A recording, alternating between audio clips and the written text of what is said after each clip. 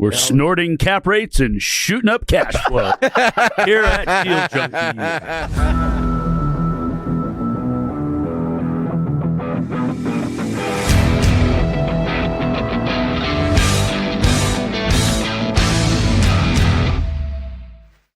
Aloha, Deal Junkies. We are back in the Maui studio, a.k.a. our lanai in our condo. We're sitting out here in beautiful Maui. If you're watching video, you can see we have all got sunburns. I'm Gabe Johansson. I'm here with Trevor Howard, Dane McKinney, and a reoccurring guest now, Brandon Eastman. You're our first reoccurring guest. I am. So Brandon, we told Brandon we were going to Maui, and he's like, well, that'd be cool. That sounds fun. And I think in 20 minutes, he threw his stuff in a bag, he hopped on a plane, and he's with us in Maui. Got to make it happen. So only live once. We talked about in our last episode how we have location freedom. So we don't really have time freedom because we're all sitting here working on our laptops from Maui. And we all want to go play right now, but Trevor is he's cracking the whip on us, making us do a podcast. So he's looking out for the Deal Junkies. Yeah, we were asking Brandon about deals last time, and he wasn't really telling us about deals, and we were in the ocean the other day.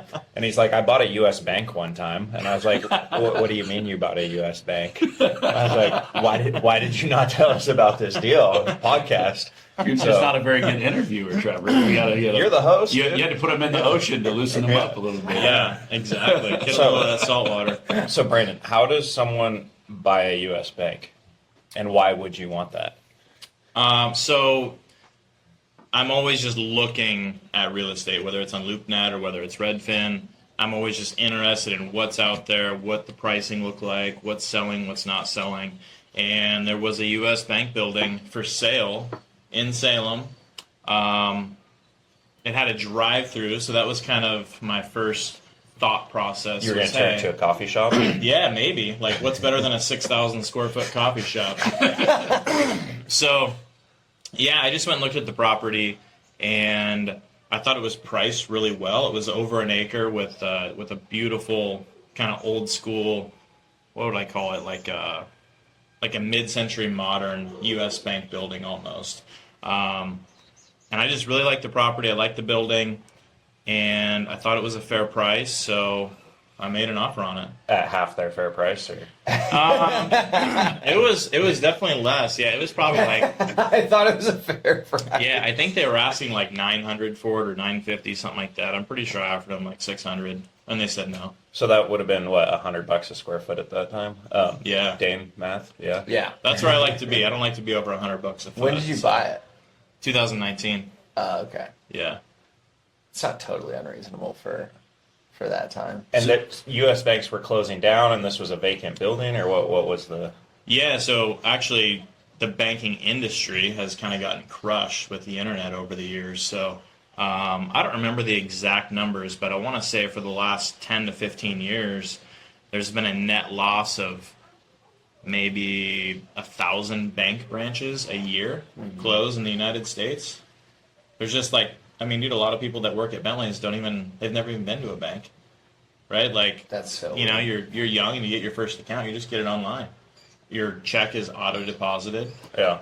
So there's really no need to actually walk into a bank branch. Well, you know, Dane didn't have a credit card until he was like 25 years old. So. He knows that I did. Did you just get one on this trip? No, I got one a couple weeks ago, actually, though. They didn't give me a big credit line. He already owned buildings before he had a credit card. Yeah, they gave me actually a very small credit line. Was it secured? Did you have to like put in cash to give them? For them to give you a limit? They're like, you got a couple million in real estate. We'll give you like a $500 credit card. Well, yeah, they were like, your debt to income's terrible. Yeah, so they gave me the lowest. You limit. started right out of the gate with negative cash flow. No, I guarantee you have Bentley's employees with higher credit lines than I have. 100%. Okay, so you see this thing on the LoopNet, basically? Yeah. And you're like, that's interesting. Here's a vacant building. What are you gonna do with that? Turn into a Bentley's. I don't know. Sometimes when I look at things, I just like the deal, and I don't necessarily have a plan with it yet.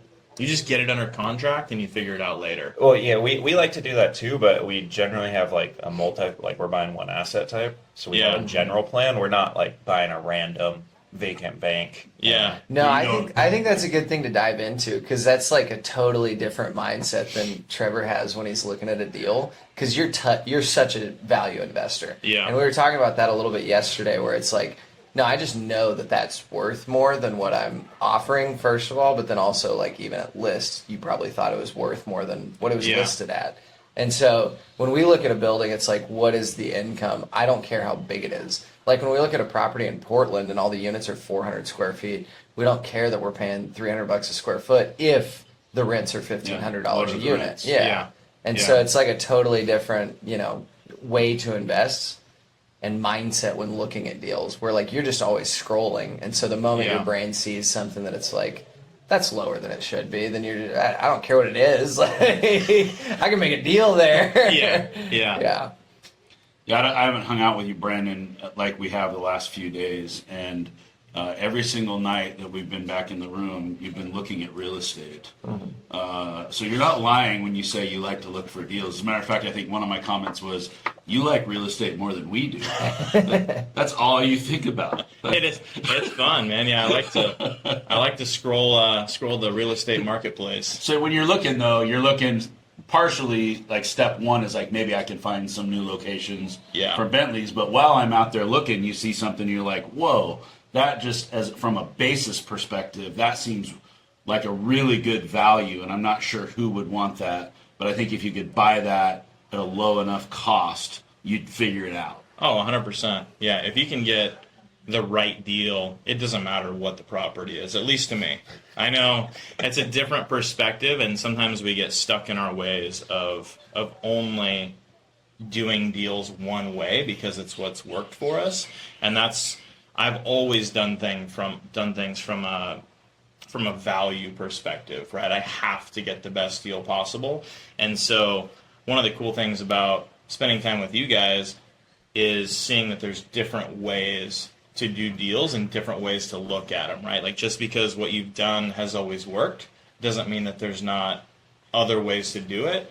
And yeah, I think it's really interesting how everyone has a different perspective on what they're going after, but I think it's always important to just have an open mind and be aware that there are other options, and you never know when one's going to present itself. Yeah. So you see this U.S. bank, it's vacant, and then what? You're like, let me make an offer. I'm going to go hard. Do you know how you're going to finance it? Like, Yeah, how do you anything? finance an empty building with no plan for an income stream? It was a rip. Those are all details that, you don't worry about. You don't worry about it. No. Yeah. So what did we offer? I think it was listed for around 900, and they weren't receptive to my first offer. What was your first offer? Would you say? It was pretty low. Yeah, I don't even remember, but Okay. it definitely wasn't anywhere near full price. But we ended up settling on a price. It was $850 was the price for the building, and I got it under contract. I got 45 days due diligence with a 90-day close. So I knew at the very least that I had 45 days to figure out how I was going to make this deal work and if it was even worth buying before my deposit went hard. Okay, so you saw it. You're like, this may be a deal. You actually didn't get that big of a discount, even. No, I thought it was priced right from the start. Okay. But you had to try. Yeah, of course. So then what do you do next? You put it under contract, and what thought process did you go through? Where did you take the deal from there? Yeah, so I looked at a couple of different options. The first one was to make it a Bentley's, to maybe use the rest of the square footage as like a corporate office, headquarters situation. The other thought was to divide it up and do like a tap house on one side of it, do a Bentley's on the other side, so multi-use. And yeah, just kind of working through that process and I had Chad Montgomery come over and take a look at the building, and we kind of looked at some different options and what this might cost and how it would all look. Ultimately, I decided that probably wasn't the right path. I don't even think it was the best location for a Bentley's. Did Chad bid you too high? Was that the Chad, problem? yeah. Well, I don't even know if he gave me a bid, to be honest, but he just made it sound like he didn't want to do the work. So it's a really good way to get you discouraged on a project. Okay, so you don't do a Bentley's, and then you do what? Yeah, so I thought, okay, this building potentially is going to sit empty, so maybe I should bring on a partner and mitigate my risk a little bit. So I talked with Patrick Carney, and I said, hey, do you want to get in on this deal? Probably. I don't think it's going to make money right now, so let me bring on a partner. we have no idea what we're going to do with it, but I think you should probably get involved. Patrick's the right partner for that. Yeah, 100% he is. Yeah. We'll figure it out as long as we get it cheap enough. We'll figure it out. Exactly. Yeah. So he said, yeah, no problem. I'll come in on the deal. I went and got financing at Pioneer Trust. So we just did a traditional 30% down. They gave me a loan for the rest. And by the time we got to the end of the due diligence, not knowing what we were going to do with the property, I did get, having some different contractors come in and take a look at it, I realized that the HVAC system was also 50 years old and very expensive.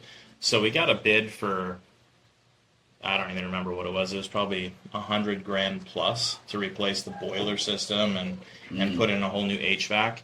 And so I went back to U.S. Bank. U.S. Bank was the property owner of that building. So they had these closed branches all over the country, and they just wanted to get them off the books, right? That's why they listed it for a decent price to start with. So I went to U.S. Bank basically at day 45 and said, hey, I'm going to need to get this a lot cheaper to make this pencil. So because of the boiler system? Yeah, and just because why not, right? Why would you want to pay $850 if you can get it for cheaper? So I said, hey, I think we're going to need to do $700, or I'm going to have to walk away. And they said, no, we can't do $700, but we'll split the difference with you. We'll do $760. So you I should said, have asked for 600 then. I know, yeah. Which maybe next time I will. But, kind of running up to the line like that where they think that this deal is going to close, and I don't remember how much down, maybe $50K in escrow or something to just kind of get the deal started. So right before that money went hard, I made my ask, and, they dropped the price substantially. One of the key things here you just mentioned is that you finance it with Pioneer Trust. Yes. In 2019, today may be a little different, but back then Pioneer was the kind of local lender. We do loans for local business owners, deals in Salem.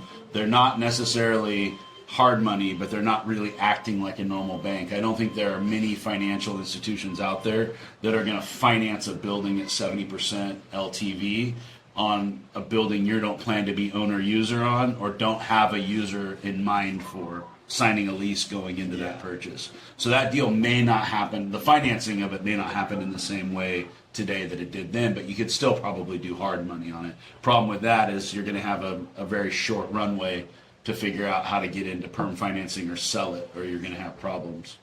Yeah, the cool thing about Pioneer Trust is I've just built a relationship with them. So it truly is a relationship bank. I think every bank wants to be a relationship bank, but when their underwriters are sitting in an office in Chicago, yeah, it's hard to do. It's not really a relationship bank. And so Pioneer Trust has been absolutely phenomenal for my company, and anything that I've wanted to do, just having the ability to make a phone call and get a yes or no answer based off of the history that we have, and them believing in me and believing in what I want to do. So it was really super simple. They just said, yeah, we'll back you, no problem.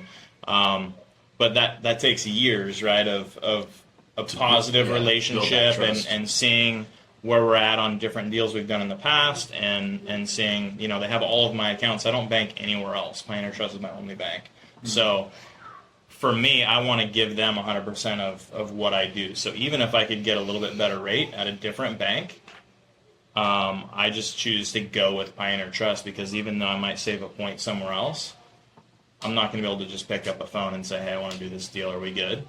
Yeah. And that makes it worth it to me to pay a little bit more. Yeah. What did your loan look like on that? Was it a 5 or 10 year note, or what? How did they set that up for you?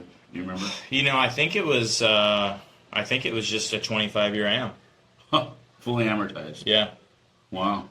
So you didn't have any pressure No. in terms of financing. You could have just held on to it and Yeah. Made the payment on it. Yeah.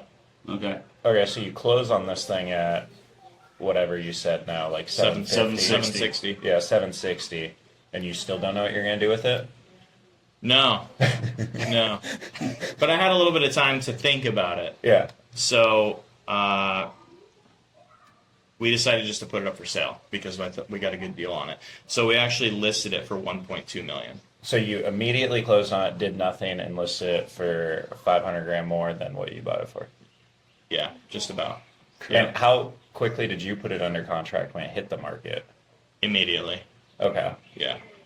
Yeah, so I put it under contract immediately, and basically immediately after closing, we got it relisted for 1.2. Okay. So. And I didn't do anything to it. I mean, we didn't sweep the parking lot. We didn't do anything. I mean, we just took a few pictures, or maybe we used the existing pictures. I'm really not even sure, to be honest, but yeah, we just relisted it for 1.2. And that was just because they wanted to get out of it. They didn't want the headache. You jumped on it quick enough. It's a lot different play between Brandon buying it, seeing the value in it in his hometown versus some corporate global company that's trying to get, 500 buildings off their books. Like, they're not trying to make an extra 100 grand here and there. They're just trying to clean up their books. I mean, I would think they would like an extra $500,000 though. Like, that sounds. They don't care. They don't. Yeah. They're dealing in a whole different arena than we're thinking. Yeah, there are benefits to going after some of those institutionally owned properties that don't have a tenant, that are just a liability for that company, especially if you're nearing the end of the year and they can get it off their books. They're highly incentivized to do so. Okay, so you relisted it. Were you trying to fill it with a tenant, or just you were like, an owner user is going to take this, don't fill it? I know we put it up for sale or lease, right? Okay. So maybe we get a really great tenant to come in that wants to pay a really high lease rate, and we can cash flow substantially off of it. That would have worked as well. But I don't even think we put a lease rate in. We just put a sales price with a lease option. Yeah. And then did you both partner 50-50 on this and both split the down payment? Yeah. Okay. So then what'd you do? Someone bought it, or? I thought you were going to say also that you just gave Patrick, you just brought him in and you paid for all his half. No, that'd be nice of me. Pretty nice guy, dude. Yeah, exactly. No, we partnered 50-50, and this was, I think we closed in December of 19. And so we get the property relisted. It's on the market for, a month and a half, say. We get an offer come in, and I want to say the offer was like 115. So it was a good offer. There was definitely some due diligence. It was like a 90-day close, and I don't even know if we negotiated or if we just accepted the offer. I thought, well, that's a pretty quick turnaround to make, 400 grand basically in 90 days. So just felt like the right decision to accept that deal. So we went under contract, and a few weeks later, COVID happened, and the company that had gone under contract was an events company. Oh, gosh. They were going to use the building for events. Yeah, they were going to use it for events. They were going to use it as their kind of headquarters, and they did different things. Maybe they do weddings or birthday parties or whatever it might be. But yeah, it was going to be their new events headquarters. So they closed immediately. Yeah. So COVID happens. Obviously, nobody left their house, so events, basically their business got completely shut down, right? Any events that they had in their pipeline for the next 6 months were immediately canceled. So they were no longer a valid buyer for this property. So timing is everything, and there's definitely a lot of luck involved in how some of these deals work. But so that deal fell through and got her back on the market. And then what? Then what? Trevor, your questions are so pointed. It's because we're on a limited time crunch right now. We got to put Trevor on an airplane. What is our time frame? I got to get How on much the time do we airplane. have? We got more time, and I want to talk about how you lost $1.2 million still. So, All right, let's do that. I like to make a little bit and then lose a lot. That's So ultimately, did you sell the U.S. Bank building? I And did. how long did that take you, and how much did you make? It took a little while. We actually got a tenant in there. We put a church in there to lease it for like around $5,000 a month. So we were breaking even, maybe cash flowing a little bit, which worked out fine. They paid their bills. They did their church service. But with that lease, they knew that we were going to keep it listed for sale.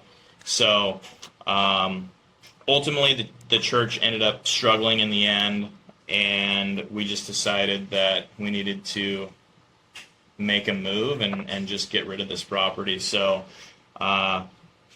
we'd kind of talked about it being a homeless camp and leasing it to the city of Salem. And so we went through that process a little bit. is that high income producing rent on those? I think it's pretty good. Yeah. So we looked at that as an option because the city of Salem was actively searching for a place to use that was close to downtown Salem, but not necessarily right in downtown Salem.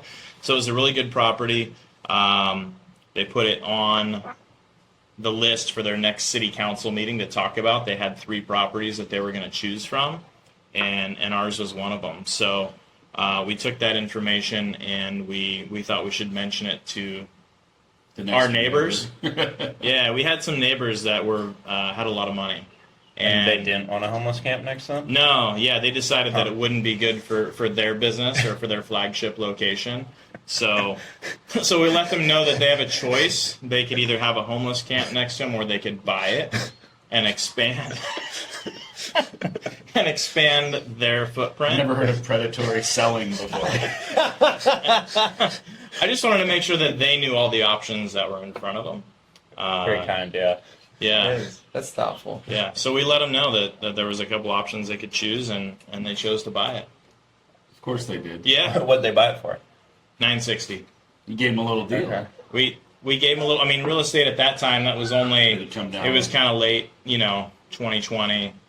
Things were a little bit still uncertain in the future, and so I just thought it was best to make a little money and move on. So you made a little cash flow on it, didn't drag you too much. You decided to sell it, made a couple $100. Yeah, it worked out good. Was that worth it? It would have been more worth it if COVID didn't happen. And we made So $500. the opportunity you would take again like that, because that seems like you were probably cash flow negative on that thing too, right? No. 'Cause you're in, not at all, because No. you're in between leases. The lease paid for more than the payment. I think the Okay. payment was like $3,500. Okay, so you a made month, $200,000 and- did minimal work. Yeah. Took a lot Do you of wish risk, you though. do you wish you owned that building today still? Like, and you just kept it? I wish I owned every building today. Spoken like a true deal junkie.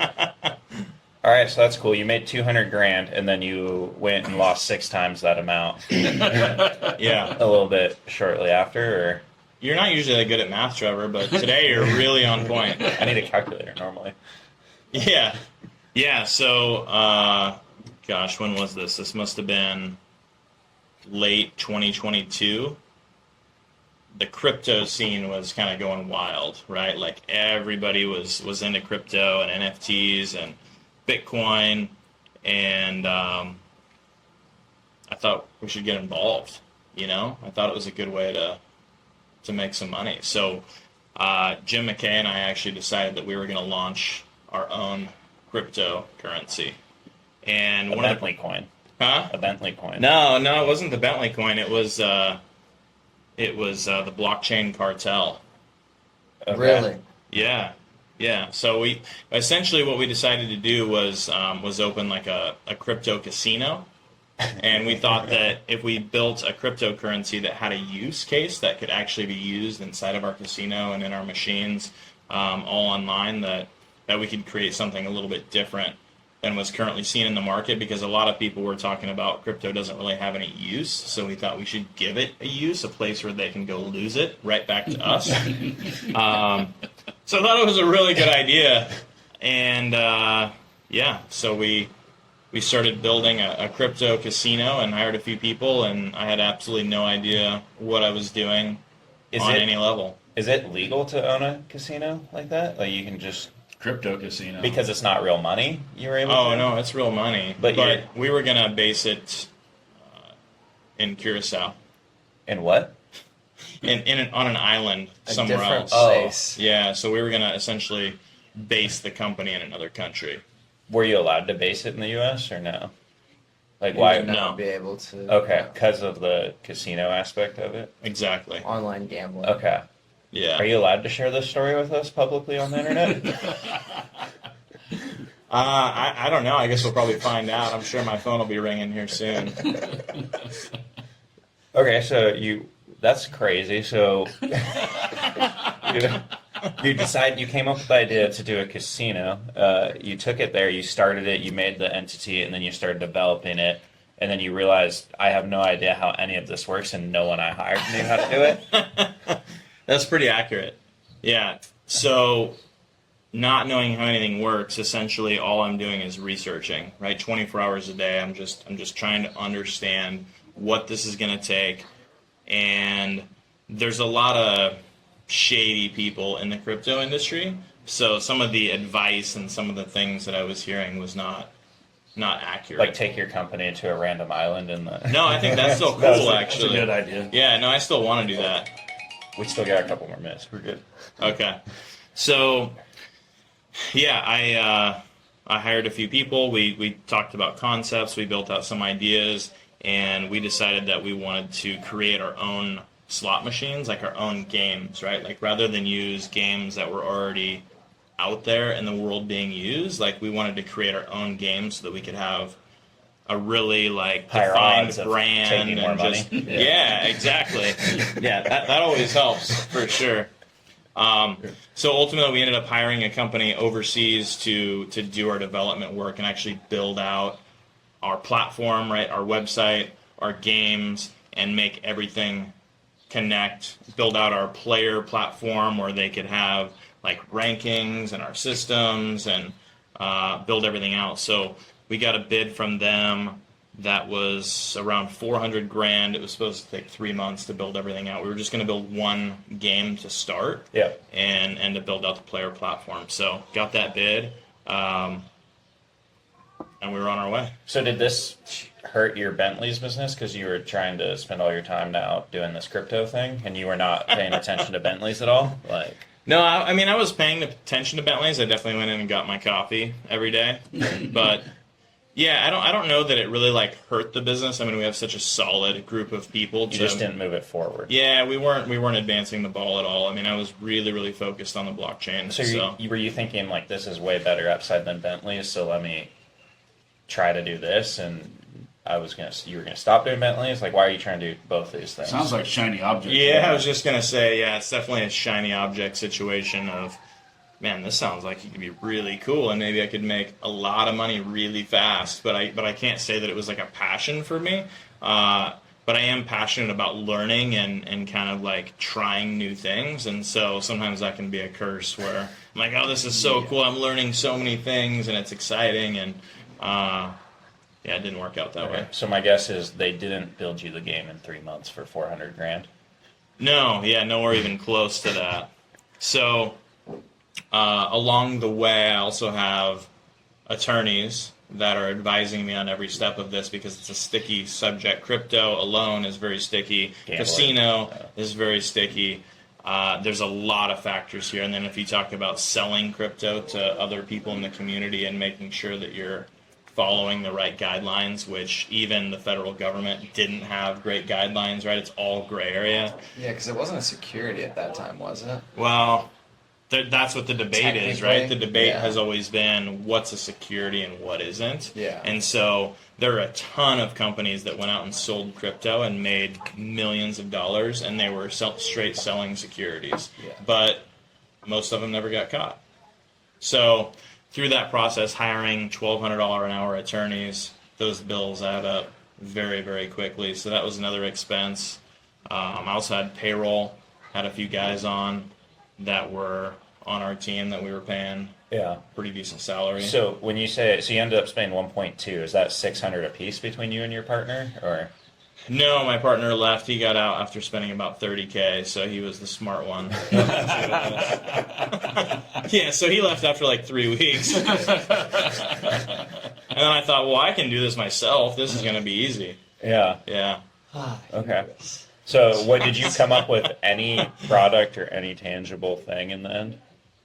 Yeah, so in the end, we did have a functioning website. We had a functioning first game. Okay. But what I think the ultimate challenge with technology is it's not like building a house where you build a house and the house is done. You're building it's ongoing. Yeah, so we did have a guy on our team that was definitely very good at building technology and understood it, but he wasn't very good at explaining to me what it meant to be done.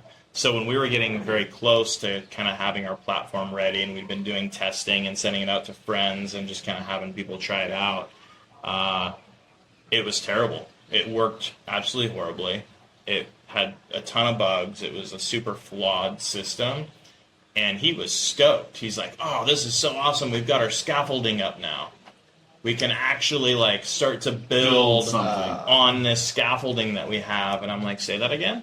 Because you're just like fixing the bugs all the time. That's all you do. Yeah. That's all you do is you start, you spend all this time, you spend a year to build the scaffolding. And how much did that cost to get to that point? 1.2. That was... So how many people total, like, because it's mostly time, right? It's like, all time. Yeah. 100. There's not a single thing that we spent money on that was tangible. It was 100% payroll. So how do you get to 1.2? How many people Attorneys, is that? a few people on staff. So the company that I hired too, that was supposed to build it in 3 months for $400,000. Yeah. It was like, hey, this is going to take another 60 days. It's going to be another 200. Oh. Hey, this is going to be another 60 days. It's going to be another 200. So they do a cost plus model there. They're not bid build type of thing. Oh, it's bid build, but then you get to the end and it's another bid. So it's like hiring a contractor that's going to tell you your building is going to cost you $1 million, and it's going to take 3 months. 3 months later, you've got a building with no windows and no doors and no countertops, and he says, "Hey, I need another $300,000 if you want to finish it." Yeah, and so that kept happening over and over again. Could you have not paid them till the end, or that's not how that works? Well, it was progress payments every step of the way. But you didn't know how the progress was going because you didn't know the product. I didn't know how it worked. Yeah, and I couldn't physically see what was needed because I'm not a technology CEO, right? At least in a building you can see there's no windows in it. Yeah. I didn't know that my building didn't have windows. Did you feel like that was because they were lying to you while doing it, or you just didn't understand the process? It was both. Yeah, it was both. What do they care? They're getting their money, and I didn't understand the process. So you'd buy another U.S. bank building, but you would not try to start another cryptocurrency. No, that was bad. Yeah, it was a lot of work. I mean, I was working day and night to try to get this thing off the ground. And when we got to the end of it, my team was pretty excited because we actually had something in hand that looked like we could use, but I wasn't happy with it at all. And I knew that at that point, in order to take it to the next level, I was probably going to have to spend another $3 to $5 million. Yeah. What's another $3 to $5 million between friends? Well, I didn't know Gabe then. So, dude, you thought you were going to make $1 billion. Let's spend in another $5 million. I know. Yeah. Well, I didn't bring in any investors. It was something that was talked about. It was something that I wanted to do, and I think Gabe even got pitched, right, a little bit of, hey, do you want to come in and buy some crypto and get in on this deal? And so every step of the way through, I had this ultimate plan of bringing money in, but I never got to a place where I was comfortable taking other people's money. Yeah. So I just kept thinking, hey, once I get comfortable taking money, maybe I can pay myself back. Maybe this company's off and running, and we're bringing in revenue. But you never got there. We never got to a point where I felt good about it. So, yeah, I just walked away. I shut the doors. I called everyone, and I said, "We're done." Jeez. And then I went back to get a coffee and keep rolling Bentleys. So 1.2, that's a decent amount of money. Were you pretty distraught over that, or you're just... No, I was relieved. That you were done with it? I was relieved, dude. It was such a weight off my shoulders to walk away and know that I'd spent a year and a half killing myself to make this work. yeah, it was like the best feeling in the world to walk away. What are the actually. silver linings? What'd you learn out of that you take with you? The silver lining is probably stay in your lane, first of all. But if I were to look back and I were to look at the mistakes that I made, I wasn't paying attention to the red flags that were coming up every step of the way, right? So the gut feeling of not being willing to bring in other people's money, I should have listened to. If I wasn't willing to bring in other people's money, why should I spend my own? So along the process, every month, every 2 months, right, I'd get a gut check and something would happen that should have told me to stop.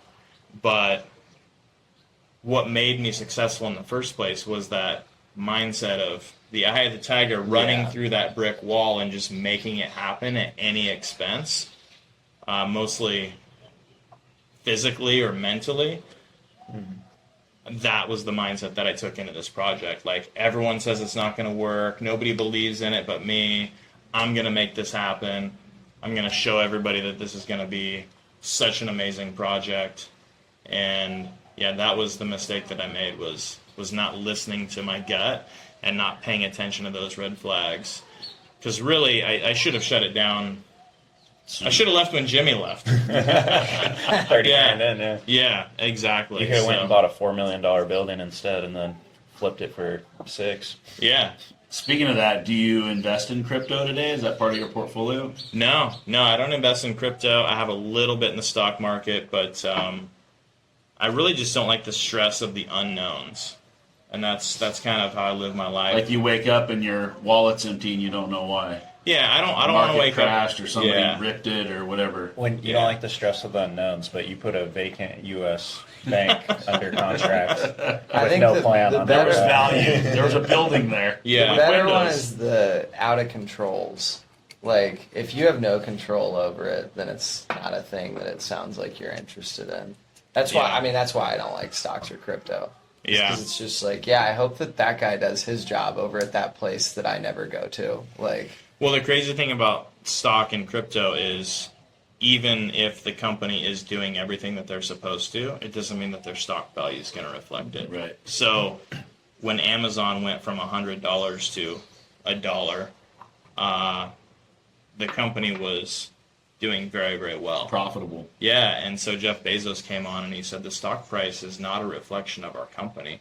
It's a reflection of people's view of the company. But our company is doing incredible things, and we're poised for an incredible future. So even if you believe in the company and you believe what you're doing, it doesn't mean that the stock price is going to reflect it. So it can be a very, very rocky road, and I don't want to be involved in that. So, yeah, I just like this story because you lost more money than Gabe. I thought No, it was I cool. think I still have them beat. Yeah, and I'm going to keep it that way. Sweet. Well, I got to go catch a flight. We got to put Trevor on a plane. He's just keeps making us work, and we want to go sit by the pool. we're getting him out of here. All right. Well, thanks again, Brandon, for joining us. It's been fun to record another episode here in Maui. We love you, Deal Junkies. Keep listening, share us, subscribe, and we'll be back on the mainland here soon recording more episodes for you. So tune in. See you soon.